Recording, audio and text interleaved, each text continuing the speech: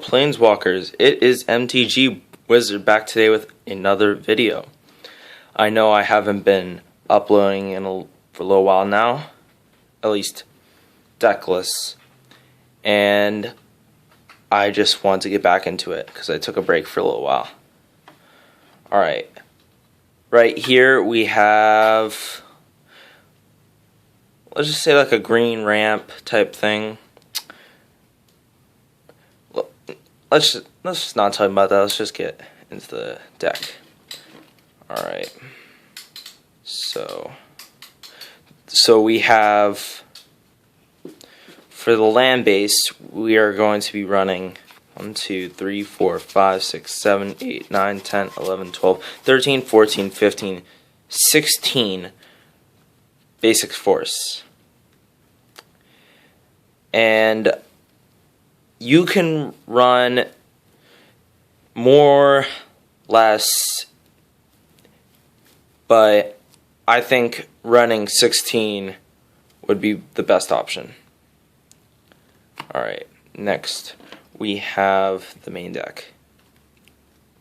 Llanowar Elves is a 1 mana 1/1 that taps for 1 mana.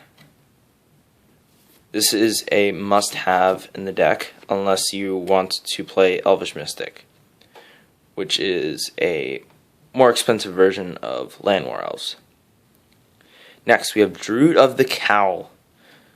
2 mana for a 1/3. Tap it, add 1 forest to your mana pool, or 1 green to your mana pool. We are going to be running 4 copies of that. Next, we have Leafkin Druid, 2 mana for a 0/3. Tap it, add 1 mana to your mana pool. If you control 4 or more creatures, add 2 instead. This is going to be good because we're going to be bringing a lot of creatures onto the battlefield. We only have 2 of those. We have Voyaging Satyr. A 2 mana 1/2 to tap it, and then you untap target land. This is going to be really good because we're going to be having, our lands are going to be tapping for a lot, and I mean a lot of mana. We're going to be running 4 copies of that. Next we have Elvish Visionary, 2 mana for a 1/1. When Elvish Visionary enters the battlefield, draw a card.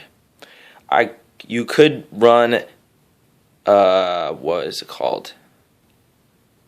The new card that was in M21, one of the only elves in the core set.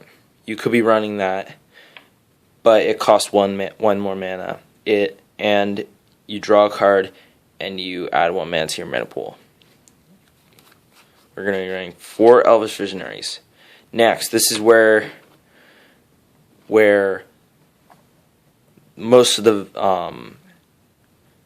value or price comes from. We have Nyxbloom Ancient, 7 mana for a 5/5 with trample, and if you tap a permanent for mana, it produces 3 times as much of that mana instead. And this is a key card. You have to have this in your deck. There's no card that I know of that does the same thing as Nyxbloom Ancient. It's a must-have. We have 4 copies of Nyxbloom Ancient, and these cost, at my local LGS, Cyborg 1, shout out to you guys, this costs maybe 15, 16 bucks behind the counter for the non showcase, I think you would call it. Yeah, showcase. So this is where a lot it's how it gets really expensive. Next, we have Overgrowth, 3 mana for a enchantment. Enchant land. When enchanted land is tapped for mana, it produces an additional 2 mana. This is good with our Voyaging Satyr and our Nyxbloom Ancient, because it's just going to have our lands just tap for a bunch more mana, and then we can use it to play literally anything. Yeah, we are running 4 copies of that. Next, we have Primal Command. 5 mana for a sorcery. Choose 2. Target player gains 7 life, or put target non-creature permanent on top of its owner's library, or target player shuffles his or her graveyard in his or her library, or search your library from a creature card, reveal it and put it into your hand, then shuffle your library. This, most of the time you'd be using search your library for a creature card, or maybe putting 7 life, gaining the 7 life. Not the other ones you would really use. You would search your library for mostly the Nyxbloom Ancient, or a card that is going to be coming up in a couple seconds. But that is pretty much it. We are running 4 Primal Commands. Next, this is the other card you would be searching your deck for, besides Nyxbloom Ancient and maybe some pump cards. This is Vorascus Hydra. It is a 0/1 with trample for X and 2 green. When it enters the battlefield, with X +1/+1 counters on it. When it enters the battlefield, choose 1. Double the number of +1/+1 counters on it, or it fights target creature you don't control. This is what we're going to be using a lot of our mana on. At one point, I got this up to a 200 something, and it was insane. Most of the time, you'd be doubling the number of +1/+1 counters on it. I have not yet used the fights target creature you don't control, but this is a key card in the deck. That's what you could use the Primal Command to search for if you don't have it already. We are running 3 copies of that. You can run 4, but I would usually run 3. Next, we have Elder Scale Worm. 7 mana for a 7/7 with trample. And when it enters the battlefield, if your life total is less than 7, your life total becomes 7. As long as you have 7 or more life, damage that would reduce your life total to less than 7 reduces it to 7 instead. So, as long as it's still on the battlefield, you can't really die. You can't die unless your opponent gets rid of this with removal or counters it the turn that you play it. Otherwise, you're pretty much invincible to a lot of things that your opponent has. So we're running 2 copies of that. Next, we have Genesis Hydra. X and 2 green. And it's a plant Hydra. When you cast Genesis Hydra, reveal the top X cards of your library. You may put a non-land permanent card with converted mana cost X or less from among them onto the table. Not the table, the battlefield. Then shuffle the rest into your library. It enters the battlefield with X +1/+1 counters on it. So this is another card that we could use with all the mana. Unless, if we haven't gotten the Vorascus Hydra yet. So we are running 2 copies of that. Next, we have Verdurous Gearhulk. 5 mana for a 4/4 with trample. And when it enters the battlefield, distribute 4 +1/+1 counters among any number of target creatures you control. This is just really cool to put on our smaller creatures if we don't have our bigger creatures out yet. Alright, next we have Return to Nature. 2 mana for an instant. Choose one. Destroy target artifact, destroy target enchantment, or exile target card from a graveyard.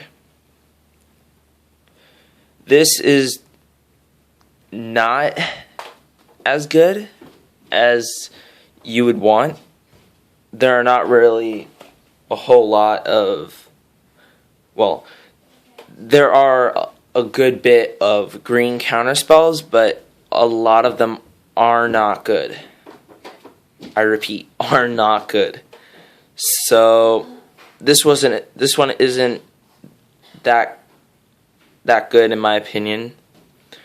So that's why we are only going to be running 2 copies of that. Next, we have Giant Ataphage. 7 mana for a 7/7 with trample. And whenever Giant Ataphage deals combat damage to a player, put a token onto the battlefield that's a copy of Giant Ataphage. This is another one of our win cons. We just get a bunch of mana, get this on the table, and then attack every turn, and then we can keep getting more and more Giant Ataphages. And I think we have 2 more cards. Next, we have Polukranos World Eater. This is a 4 mana 5/5 with XX and a green for monstrosity X. If this creature isn't monstrous, put X +1/+1 counters on it, and it becomes monstrous. When Polukranos World Eater becomes monstrous, it deals X damage divided as you choose among any number of target creatures your opponents control. Each of those creatures deals damage equal to its power to Polukranos. Most of the time, your opponent won't have enough creatures, or his or her creatures will not have enough power to kill Polukranos once he has monstrosity. Alright, this is the final card. Next, finally, we have Regal Force. 7 mana for a 5/5, and when it enters the battlefield, draw a card for each green creature you control. So this is mostly for the late game, once you have a bunch of little creatures and a couple big ones. And I usually keep this card in my hand for last, so I have the maximum amount of creatures on my battlefield at that time. Usually I have maybe 7 or more is when I usually play this. So I just draw a whole another hand, and then just more gas. And that's just really, really good fun. Alrighty. That will be the end of the video for today. Alright. Make sure you subscribe, like, and leave a comment down below. And I will see you guys in the next video. See ya.